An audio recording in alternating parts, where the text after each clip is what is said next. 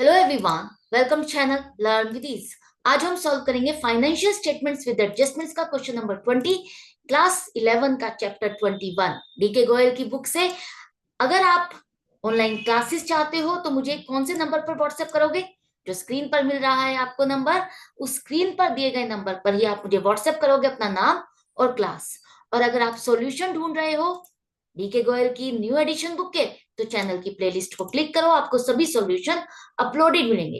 Class 11 और 12 दोनों के लिए ये चैनल है, और टीएस ग्रेवाल और डीके गोयल दोनों के आपको सॉल्यूशन अपलोडेड मिलेंगे।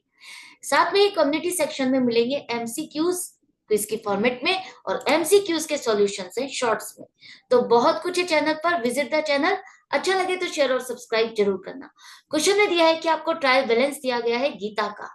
आपको बनाना क्या है? Trading and profit and loss account और बैलेंस शीट 31 मार्च 2019 को।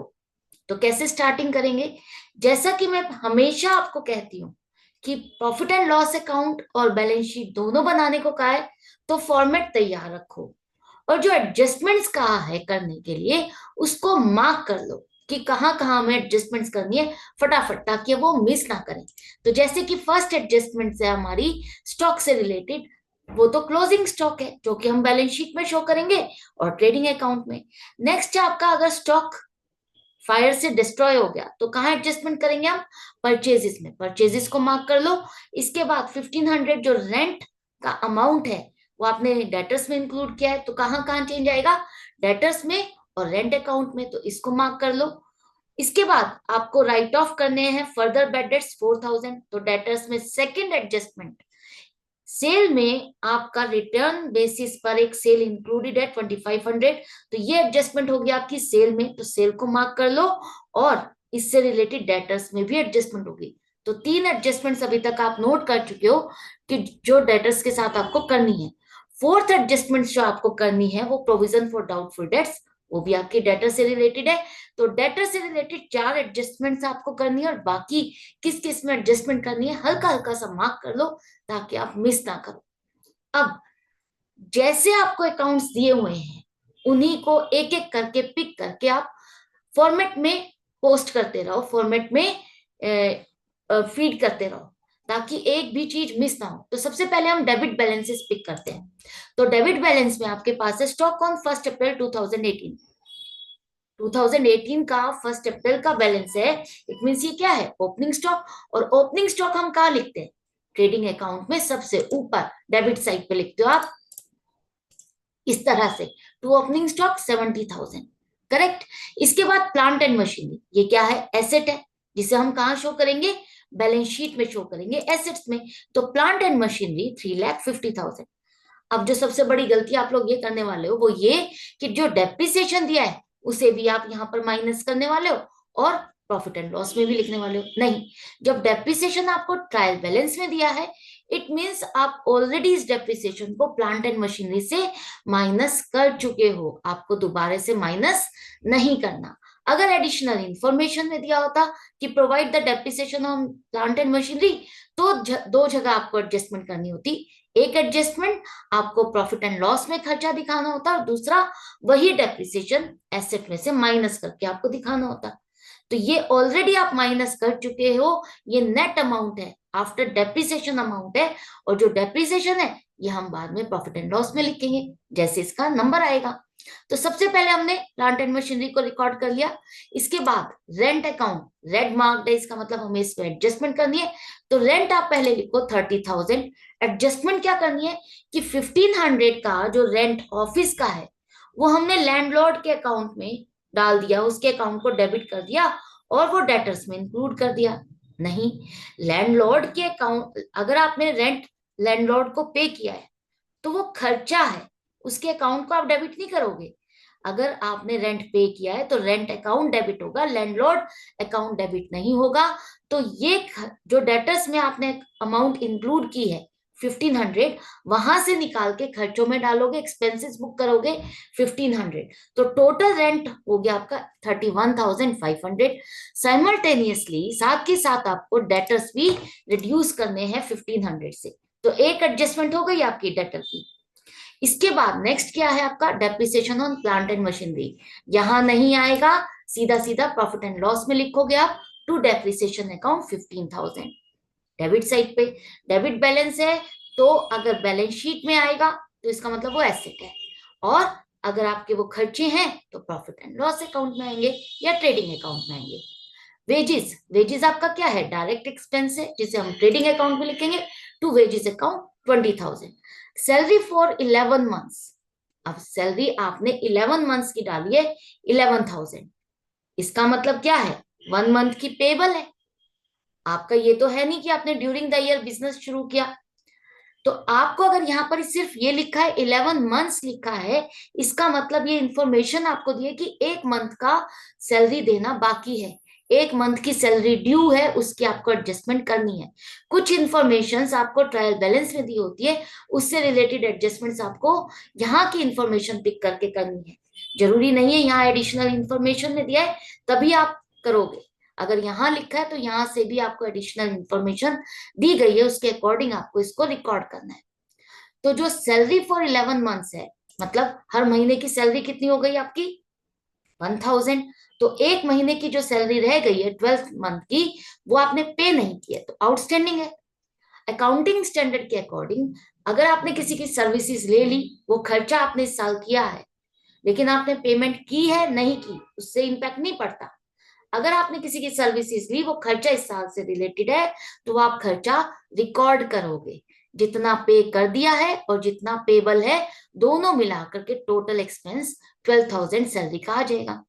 अब ये आउटस्टैंडिंग सैलरी आपने यहाँ खर्चा डाला, पेबल है, अभी आपने पे नहीं किया तो लाइबिलिटी है ना, तो इसे साथ के साथ बैलेंस शीट में रिकॉर्ड करो। लाइबिलिटी साइड पर आउटस्टैंडिंग सैलरी अकाउंट नहीं आएगा, बाय मिस्टेक मैंने लिख दिया, बैलेंस शीट में अकाउंट नहीं लिखा जाता, 1,000 रुपीज लिखोगे। इसके बाद नेक्स्ट क्या है, कैश। कैश आपका एसेट साइड पर आ जाएगा 27,000। परचेजेस, परचेजेस आपका ट्रेडिंग का आइटम है, तो रेड मार्क्ड है, रेड मार्क्ड है मतलब हमें इसमें एडजस्टमेंट करनी है, तो टू परचेजेस अकाउंट 2,70,000। कौन सी एडजस्टमेंट करनी है, जो आपका स्टॉक फायर से डिस्ट्रॉय हो गया 6,000 का, तो यहां से वो डिस्ट्रॉय हो गया, खत्म हो गया, तो ये खर्चा है हमारा एक तरह से, तो इसको लेस कर दो 6,000 से कि हमारा इतना स्टॉक खत्म हो गया, खराब हो गया, 2,64,000। 6,000 का स्टॉक आपने यहां से माइनस कर दिया कि ये खराब हो गया, हमारा नुकसान हो गया, यहां से हट गया।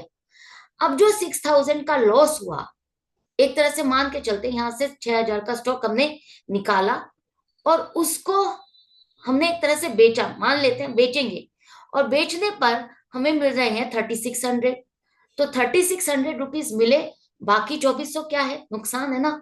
तो यही मान के चलो ये 6,000 रुपीज का जो स्टॉक है वो आपने यहां से निकाला, एक तरह से बेच दिया, जिसको आपने इंश्योरेंस में क्लेम किया, तो इंश्योरेंस से आपको 3,600 रुपीज तो मिल गए, तो लॉस आपका 6,000 से कम होकर के कितना रह गया, 2,400 का। तो हम यहाँ पर to loss by fire account लिखेंगे 2,400। फिर से समझो, जो आपका लॉस बाय फायर है 6,000, अब आपने इसको इंश्योरेंस क्लेम से एडजस्ट किया, इंश्योरेंस क्लेम हमें मिल गया 3,600, तो लॉस अब 6,000 थोड़ी ना रहा, 2,400 रहा, तो हम यहाँ पर लॉस डालेंगे 2,400। और जो ये 6,000 में से 3,600 आपको मिलने वाले हैं, अभी मिले नहीं है, तो इसको आप रिसीवेबल दिखाओगे, कहां पर, बैलेंस शीट में एसेट साइड पर, इंश्योरेंस क्लेम रिसीवेबल 3,600। स्टॉक आपने 6,000 वहां से हटा दिया, आप उसको मान के चलो लॉस बाय फायर हो गया है, तो वो एक तरह से मान के चलो हम सेल कर रहे हैं, हटा दिया वो। अब सेल करने पे मान के चलते कि जो इंश्योरेंस क्लेम से हमें पैसा मिल रहा है वो उसकी सेल प्रोसीड से, तो 3,600 उससे बेच करके हमें मिला, तो बाकी 2,400 क्या है, नुकसान है, और वो पैसा अभी हमें लेना है, जिसे हमने सामान बेचा है उससे वो पैसा लेना है, किससे लेना है, इंश्योरेंस क्लेम से लेना है, तो इंश्योरेंस क्लेम रिसीवेबल आप लिखोगे 3,600। तो जब इस तरह से आप समझोगे तो आप कोई भी मिस्टेक नहीं करोगे, कोई भी गलती नहीं करोगे, और कोई भी चीज मिस नहीं होगी, तो सीक्वेंस से लॉजिकली समझते जाओ। इसके बाद आपका परचेजेस में हमने एडजस्टमेंट कर दी है, इसके बाद आता है डेटर्स। डेटर्स हम डाल चुके हैं यहाँ पर 80,000, 80,000 में से अब आप ध्यान से देखो क्या लिखा है कि फर्दर बैड डेट्स हो गए 4,000 के, 4,000 के आपके फर्दर बैड डेट्स हो गए, तो हमने डेटर्स में से माइनस कर दिया, सेकंड एडजस्टमेंट हो गई। तो फर्दर बैड डेट्स के लिए आपको क्या करना होगा, प्रॉफिट एंड लॉस अकाउंट में लिखोगे add further bad debts 4,000। No tension, अभी टेंशन मत करो, जो आपके ऑलरेडी ट्रायल बैलेंस में बैड डेट्स हैं वो खर्चा है जो आपको पता था during the year bad debts हुए और आपने ये खर्चा बुक कर दिया और डेटर में से माइनस कर चुके हो। जो एडिशनल इंफॉर्मेशन में दिया है वो बैड डेट्स हैं जो आपने बुक्स को क्लोज कर दिया और आपको तब बाद में पता चला कि ये 4,000 रुपए और डूब गए हैं, हमें नहीं मिलने वाले, इनको रिकॉर्ड कर लो। तो वो 4,000 रुपए हम फर्दर खर्चा डाल रहे हैं और इसलिए डेटर्स भी हमने उतने से माइनस कर दिए। अब हम यहां तक पहुंच चुके हैं, ठीक है। तो अब क्या क्या रह गया, डेटर्स तक हो गया था, हमारा रहता है कैरियज इनवर्ड्स। कैरियज इनवर्ड्स है आपका 4,000, उससे पहले डिस्काउंट भी है आपका 2,000 रुपीज का डिस्काउंट है, बाय मिस्टेक रह गया यहाँ पर 2,000 रुपीज का डिस्काउंट है, उसे भी आपको डालना है। टू डिस्काउंट अकाउंट 2,000 खर्चा है, रिकॉर्ड करोगे आप, ठीक है। और कैरियज इनवर्ड्स डायरेक्ट एक्सपेंस है, परचेज पर जो आपने कैरियज का खर्चा दिया, जो स्टॉक को लाने का खर्चा दिया, वो आपका डायरेक्ट एक्सपेंस है, तो वो आप ट्रेडिंग अकाउंट में लिखोगे 4,000, करेक्ट। इसके बाद बैड डेट्स जो आप रिकॉर्ड कर चुके हो, तो वो आ जाएगा आपका कहाँ, प्रॉफिट एंड लॉस में, टू बैड डेट्स अकाउंट 6,000, जिसमें आपने ऐड किए फर्दर बैड डेट्स 4,000। अभी भी इनर कॉलम में ही लिखोगे क्योंकि अभी एक एडजस्टमेंट बाकी है, प्रोविजन फॉर डाउटफुल डेट्स की। यहां तक आपको समझ में आता जा रहा है, आई होप आपको इजी लग रहा होगा, इस क्वेश्चन को जल्दी से जल्दी कंप्लीट करने का तरीका आपको समझ में आ रहा है बिना मिस्टेक के। तो मेरे साथ एंड तक बने रहो ताकि कोई भी गलती ना करो आप, और कोई भी एडजस्टमेंट आपको ऐसा ना हो कि डिफिकल्ट लगे और आप समझ ना पाओ। तो मेरे साथ अच्छे से कनेक्टेड रहोगे, अच्छे से समझ पाओगे। फर्दर बैड डेट्स हो गए, कैरियज इनवर्ड्स हो गया। इसके बाद क्या रहा, हमारे डेबिट साइड की सारी एडजस्टमेंट्स हो गई, अब हमारा रह गया क्रेडिट साइड। तो क्रेडिट साइड में हमारा आ रहा है कैपिटल, कैपिटल को लिखो 3 लाख बैलेंस शीट में लाइबिलिटी साइड पर। आउटस्टैंडिंग वेजेस, ये वो वेजेस हैं जो आपने पे नहीं की लेकिन आप ऑलरेडी इसका प्रोविजन कर चुके हो ट्रायल बैलेंस बनाने से पहले, तो इसको आपको दोबारा से वेजेस में ऐड नहीं करना, या आप ऑलरेडी ऐड कर चुके हो। तो सिर्फ बैलेंस शीट में आपको दिखाना है कि लाइबिलिटी है 4,000, अकाउंट नहीं आएगा, बाय मिस्टेक लिखा है। इसके बाद सेल्स, सेल्स आपका कहाँ आएगा, ट्रेडिंग अकाउंट में क्रेडिट साइड पर इनकम है, by sales account 5 lakh, red marked है। तो आपको कोई ना कोई एडजस्टमेंट करनी है, कौन सी करनी है, आपकी जो सेल रिटर्न बेसिस पर है उसके उससे रिलेटेड आपको एडजस्टमेंट करनी है। तो जब रिटर्न बेसिस पर आप सेल करते हो और अभी तक आपकी अप्रूवल नहीं आई, तो उसे हम सेल नहीं मानते, जब तक वो अप्रूव्ड नहीं हो जाती हम उसको सेल कंसीडर नहीं करते। तो वो जो सेल आपने 2,500 की रिकॉर्ड की उसको हम रिवर्स करेंगे। साथ में ही आपको चेक करना है कि जो 2,500 का आपने सेल की वो स्टॉक की कॉस्ट क्या थी, वो जो सामान आपने 2,500 का बेचा वो स्टॉक कॉस्ट क्या थी, उसकी कॉस्टिंग क्या थी, हमारा प्रॉफिट इसमें कितना एडिड है, वो माइनस करके वो जो स्टॉक है कॉस्ट पर वो आपको फाइंड करना है। कैसे करोगे, लिखा है ग्रॉस प्रॉफिट है 25% ऑन कॉस्ट, कॉस्ट हमें पता नहीं तो हम 25% ग्रॉस प्रॉफिट कैसे निकालें। तो मान लेते हैं कॉस्ट है 100, तो इसका 25% आपका हो गया जीपी 25 रुपीज, तो आपकी सेलिंग प्राइस होगी 125। हम कह रहे हैं 2,500 रुपीज की हमारी सेल है, तो सेल अगर 2,500 है तो इसको डिवाइडेड बाय 125 करोगे, मल्टीप्लाइड बाय 25, तो आपके पास ग्रॉस प्रॉफिट आ गया। मतलब सेल में आपका 500 ग्रॉस प्रॉफिट ऐड है, तो इसको माइनस करोगे तो कॉस्ट आ गया स्टॉक की 2,000, जो कि वापिस से जो आपने स्टॉक में से माइनस कर दिया था। आप ये सोच रहे थे कि ये तो हमने बेच दिया, लेकिन वो बिका नहीं है क्योंकि अप्रूवल नहीं आई, तो इस स्टॉक को हम वापस से अपने स्टॉक में इंक्लूड कर लेंगे। तो कहाँ कहाँ होगी इस एंट्री की, इस एडजस्टमेंट की एंट्री कैसे करोगे, देखो सबसे पहले तो सेल जो आपकी अप्रूवल बेसिस पर है 2,500 की ही लेस करोगे, आउटर कॉलम पर आ जाएगा 4,97,500। इसके बाद जो आपको क्लोजिंग स्टॉक दिया है 96,000, इसमें आप प्लस कर दोगे 2,000 कि हमारा ये इतना स्टॉक और है, जो आपने अप्रूवल बेसिस पर भेजा हुआ लेकिन सेल नहीं हुई है, तो ये हमारा एक तरह से ये स्टॉक है जो हमारे पास, हम इसको ऐड कर लेंगे 98,000 का। साथ ही साथ बैलेंस शीट में कहां कहां चेंजेस आएंगे, अगर आपने इसको सेल की और अप्रूवल बेसिस पर है, डेफिनेटली पेमेंट नहीं मिली, तो वो जो डेटर्स आपने ऐड किए, आपने क्या एंट्री की थी, debtor account debit to sale account, तो सेल हट रही है तो वहां से डेटर को भी आपको माइनस करना है, तो -2500 आपने डेटर्स को माइनस किया, तो 3 एडजस्टमेंट्स आप डेटर से रिलेटेड कर चुके हो। 72,000 का आपके डेटर्स की अमाउंट आ गई, जो अब आपका जो स्टॉक से रिलेटेड था, स्टॉक अब आपका क्लोजिंग स्टॉक कितना हो गया, 98,000 का। ये भी समझ में आ गया किस तरह से एडजस्टमेंट करनी है इसकी।